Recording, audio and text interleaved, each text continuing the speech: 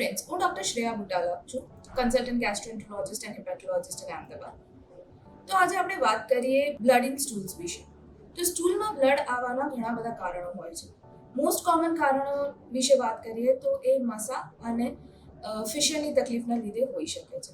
આ બંને વસ્તુ કોન્સ્ટિપેશન એટલે કે કબજિયાત રિલેટેડ હોય છે. વધારે પડતું સ્ટૂલ હાર્ડ આવવાથી, સ્ટૂલમાં જોર કરવાથી આ બંને તકલીફ થઈ શકતી હોય છે. મસા અને ફિશરના લીધે જે બ્લડ આવતું હોય છે સ્ટૂલમાં, તે જનરલી ફ્રેશ બ્લડ હોય છે અને એ બ્લડ સ્ટૂલ કરવાની પછી ક્યાં તો એના પહેલાં આવતું હોય છે.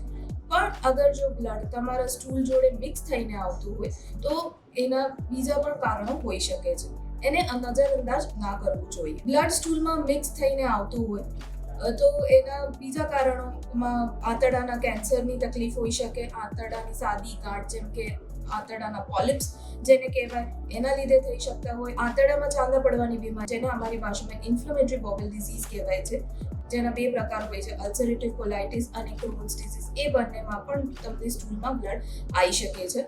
સાથે સાથે અમુક બેક્ટેરિયલ ઇન્ફેક્શન્સ છે જે ખાવા પીવાથી ફેલાય છે, એમાં પણ સ્ટૂલમાં બ્લડ આવી શકે છે. તો અગર તમને સ્ટૂલમાં બ્લડ મિક્સ થઈને આવતું હોય કે સંડાસ કાળો આવતો હોય તો એની અવગણના ન કરવી જોઈએ અને તાત્કાલિક નજીકના ગેસ્ટ્રોએન્ટરોલોજિસ્ટનો સંપર્ક કરી નિદાન અને સારવાર કરાવવી જરૂરી છે.